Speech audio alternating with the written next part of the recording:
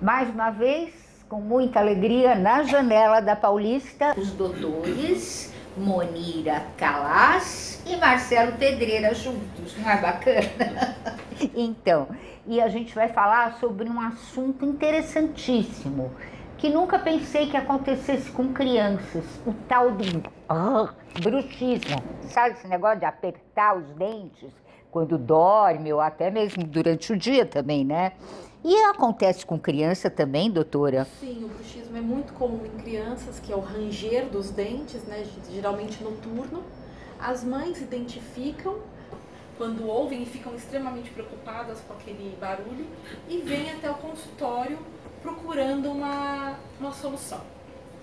Eu posso atuar na solução fazendo placa de mordida, mas geralmente para as crianças muito pequenas a adesão a essas placas é muito difícil. Então, para o adulto é difícil. Para o adulto é difícil também, Isabel. E aí eu, investigando, né, procuro saber a causa desse bruxismo, e a maior parte são crianças ansiosas, crianças muito agitadas. E aí eu recorro aqui ao meu colega, né? Para mim o pediatra é um profissional muito importante para as crianças, à medida que é o profissional que mais a criança tem contato durante a infância, né?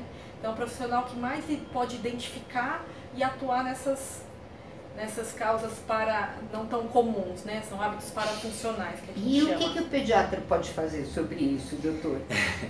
Pois é, primeiro, eu joguei a bola ali, né? Muitos falam espontaneamente, né? Eles vêm à consulta, eu sempre pergunto como é que a criança está dormindo. Eu sempre pergunto o padrão de sono das crianças, desde bebê até adolescente, como é que dorme.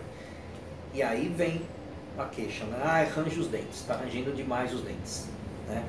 Que é o tal do bruxismo. Então, bruxismo, na verdade, ele é muito clássico em crianças mesmo, Isabel, muito comum em crianças, costuma desaparecer ou diminuir com o avançar da idade, mas se você pensar bem, não é incomum.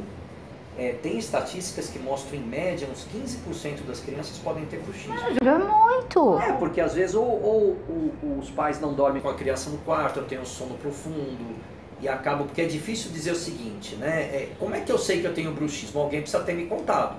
Tá? É difícil eu tá acordado, né, Monira? E se eu ranjo os dentes acordado, não é o bruxismo, tem um nome chamado briquismo, inclusive, né? Quando eu ranjo acordado. E tem também um limite, né? Ele pode fazer aquele barulho que incomoda quem está do lado, incomoda a mãe, mas aí também o exame clínico vai mostrar se aquele comportamento está sendo prejudicial para os dentes também.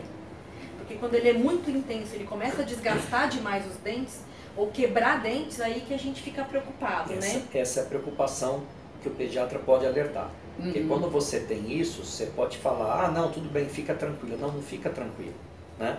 Porque o que acontece? De fato, você range os dentes, que na verdade, como a Monira colocou, você faz muita força nos dentes. Então veja, range porque você, como se estivesse mordendo, né? E mexendo, e você tem os movimentos musculares do seu aparelho mandibular, né?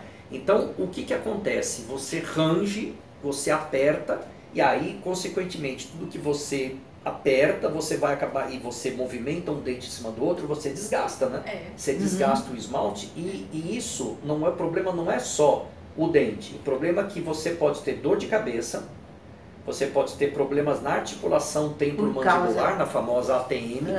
Então às vezes você acorda com uma dor na boca, você acorda com dor de cabeça, e você vê pela tensão que você faz, além de de poder desgastar os dentes, né? Você pode ter consequências ruins para você durante o dia.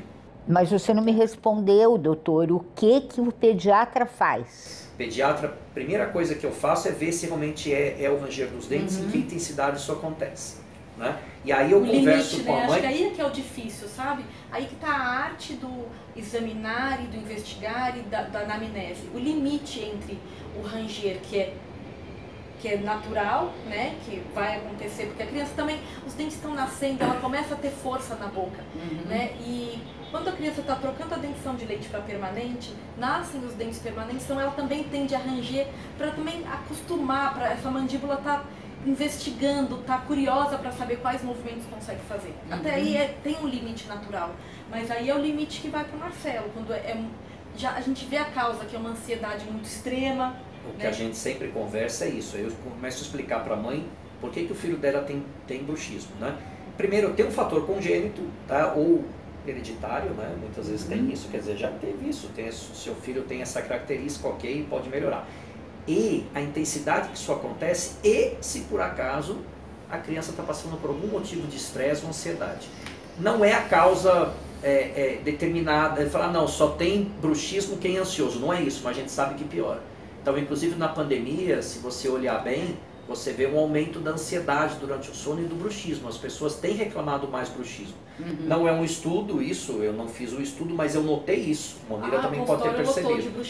Então, o que a gente tem feito é o seguinte, você tenta, por um lado, ver se você pode ajudar a acalmar essa ansiedade da criança, com algum tipo de terapia ou conversando com os pais, né?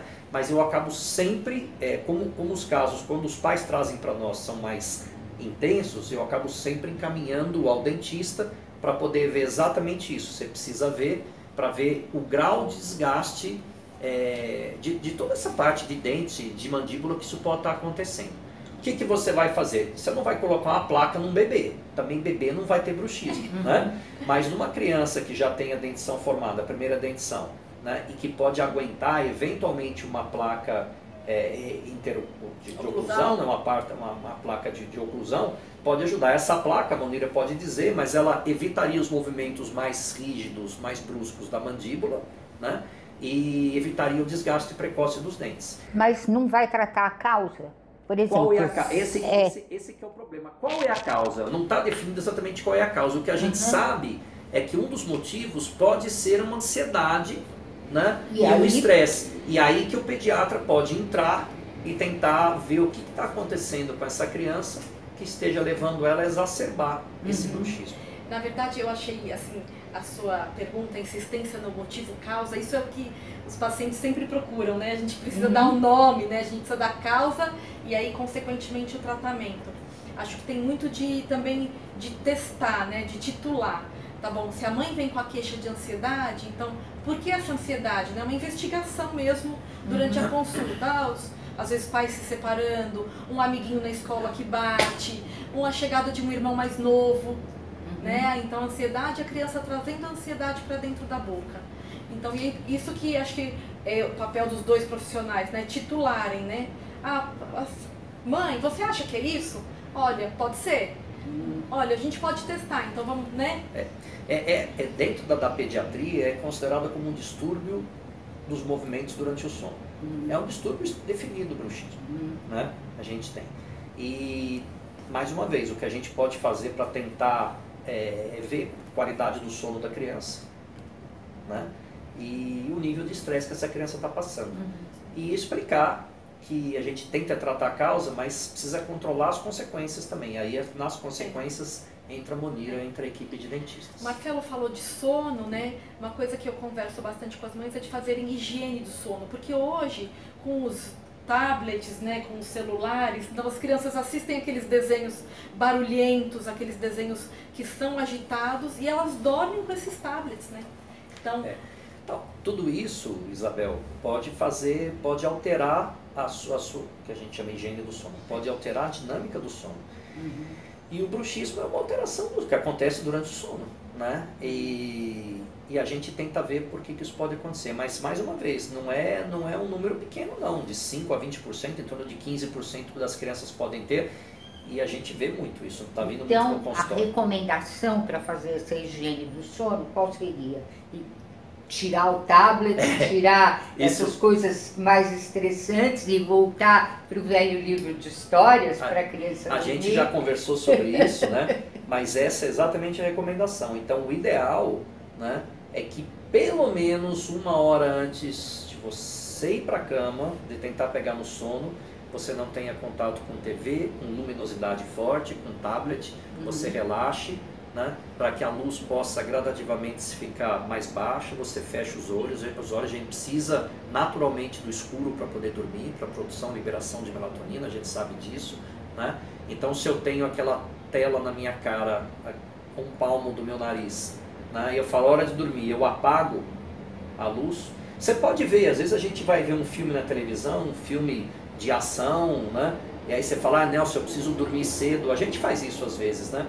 Quem disse que você consegue dormir logo? Não. Você fica tenso, você fala, meu Deus, por quê? Porque você estava estressado com aquilo. Então, seria um assunto que a gente tem para conversar. Já conversamos um pouco sobre isso em outro bate-papo. Mas tudo isso pode fazer parte. Então, o bruxismo é uma consequência que não deve ser negligenciado pelas famílias. E aí a criança também pegar o hábito do pai e da mãe. Então, se é uma casa que está movimentada também antes do sono, né? E a criança entra Isso é difícil, né? nessa onda.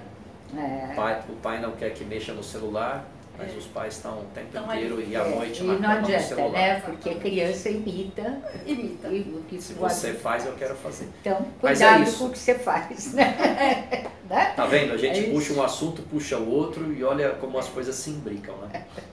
Muito obrigada, doutores. Um Nossa, prazer O tê-los prazer aqui. foi nosso. Obrigada. Sempre.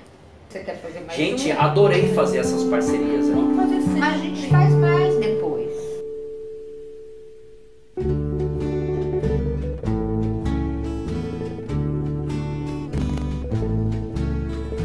When I grow too old to dream, I'll have you to remember.